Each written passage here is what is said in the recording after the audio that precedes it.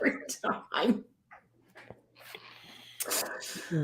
Well, my friends, it is that time again. It is Monday. It's D.N.A. Monday.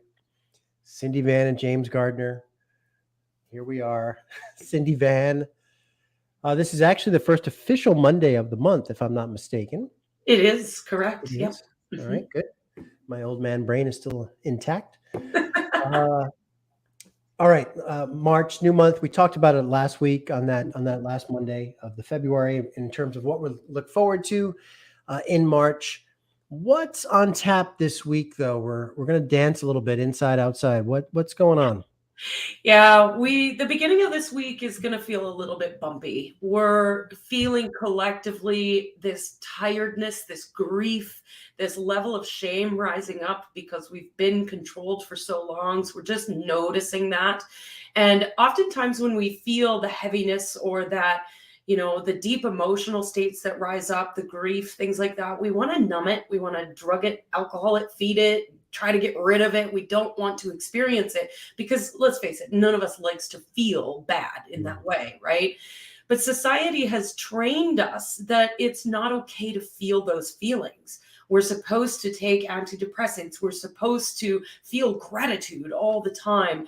And, today, some of us aren't feeling that way. And that's okay. I think it's important that we acknowledge the feelings that we're feeling as they rise up, because what those emotions allow us to do is call ourselves higher, to recognize that all of our inner work translates into the outer world. And so this week, no matter where you find yourself, see where you can step up a little bit higher today. Even if you are feeling those deep underlying emotions, where can you do 1% more? 1% more of loving yourself, 1% more of loving the world, 1% more of tapping into that inner child, 1% more of tapping into your truth, right? Whatever that might be, and just calling yourself higher. The 9 of March is really clearing out. Like, it's clearing out like crazy. Many people are experiencing physical ailments. Many people are experiencing relationships coming to a close. We're experiencing those mental patterns just falling apart at left, right, and center. And in that, it feels very disruptive. It feels like, oh my God, my whole world is falling apart. It's not. It's not. So remembering how freaking powerful you are, committing to understanding that inner power, owning that inner power. And what do I mean by that? I mean, closing your eyes, bringing your awareness into your heart, and recognizing that even if you feel grief or sadness or anger or any of those perceived negative emotions, you can also feel love. You can also feel joy. You can feel your truth. They all are there. And that's your power, is the ability to choose which one you focus on. It's like that old story of the wolf. Which wolf are you feeding? The one that's starving and mean, or the one that's happy and taking care of his family, right? Which one are you feeding? So really allowing yourself to just own that power at the beginning of this week. Let yourself feel the feelings, and also feel the love that's available to you in any given moment. And that inner transformation that's occurring at the beginning of this week will result in our stability in the material world, where we start seeing the results coming in as a result of the work we've been doing internally first. So the beginning of this week is all about coming within, developing your relationship with source, with yourself, higher self, God, universe, whatever label you choose to give it. Give yourself the gift of spaciousness at the beginning of this week, so that the Wednesday, Thursday, we're going to start feeling a shift where we're shifting into more of the material focus versus the deep underlying watery depths of the emotions. Big week. That was very Shakespearean right there. Watery depths of the emotion. Depths of the soul, ladies and gentlemen. Why is it so? Why is it a challenge for people to sit in the poo-poo for a while? right? Well, it's very uncomfortable, Well, it right? is. You Yeah. don't enjoy Yeah. it, it's not fun, and, most of us would rather have that feel good, excitement, play, bliss, joy that's available on the other side of it, Mm. and, we've got so much societal programming that if you feel bad, you just take this prescription and you'll feel better, right? Right. Or numb it, Netflix it, here's some potato chips to emotionally eat your way through it.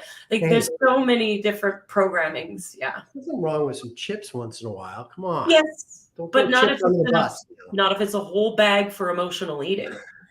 True. True. But the obviously our circles, the personal growth world and development world, they all say you need to sit in the poo poo. You need to give yourself permission to sit in the poo poo, right? So I don't know why that's just the phrase of the day I'm coming up with. Sit in the poo poo. That's the Yeah, fifth time I've said it. I'll say it again yeah. because it sounds good. I mean, ultimately, it comes down to resistance, Yeah.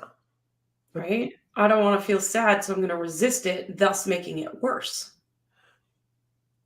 true. True. And I just believe because we look at it, it's like an EKG of emotion, and it's just like, how do we look at our lives, look at the inside, look at the outside, look at our experiences and our emotional uh, environment, and say, okay, how do we minimize those spikes? Because Mm, I think, and I truly believe, sitting with it and acknowledging it, um, however difficult and challenging it is, it prevents the big disparity, which is where we all end up, in the shitter, is when it just gets too wide of a berth, and then we're it's like a cataclysmic event, yeah, and it right? And doesn't have to be. It right. doesn't have to be, and I think bringing awareness back to our power, of owning that inner power and recognizing I can feel sad and love at the same time. I can do both.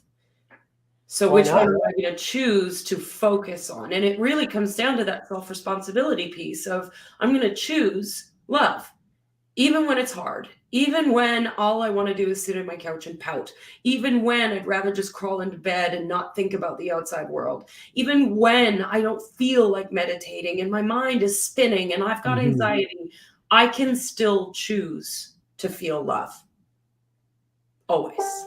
Always, Yeah, always, right? And it's always there. yeah, It's always there at our disposal. That's the thing. yeah. You know, we don't we don't have to get out of a state of existence over here to walk across the street and say, "Oh, I'm going to take love party of two." No, right? It's right there. Yeah, It's right there. And I think it's important because, you know, we would say that, sitting on the couch and or sitting in bed, you you can do that with love, yeah, and you can sprinkle in some love into the acknowledgement of what you're feeling, yeah. right? And I think, wow, acceptance. So when we become aware of these feelings, and we allow these feelings and acknowledge them, that is love itself, Yeah, truly, it is. right? Yeah, So again, we don't have to cross the street for it, no, right? no. So I mean, I love that you bring up that analogy, James, because it's the release of the judgment of the emotion. When we're in resistance, we're judging it in some way of, I don't want to feel that. I don't want to experience that. That's bad to feel that way. I shouldn't feel anger. Those kinds of words, those thoughts go through our brains. And so we push the emotion away rather than bringing that level of acceptance and love to it of, oh, I see you. No problem. You are welcome here. And I'm going to choose to love you. Yeah. Such a it's such a simple concept, and yet it is one of the hardest things to do sometimes. sure is. The most complex thing in the world is simplicity. Yeah, So, yeah. but again, gang, it's this week is spending some time, Cindy, in the beginning part of the week, within, right? Mhm. And acknowledging and giving permission, and look for the areas where you can show yourself love in every moment, because it's there. Yeah. We don't have to walk across the street, gang. So that would be my challenge for all of us this week, is to, look, where's the love in this orange Post-it note? Right? Right? It's Find it there. everywhere. It's Find it there. everywhere and then sprinkle that shit everywhere. Beautiful. Well, there it is. All right. Well, Cindy Van, you're a rock star as always. And As are you. let's keep showing up for our clients and holding space and lighting that love beacon. You Okay. betcha. Thanks, James. Cheers.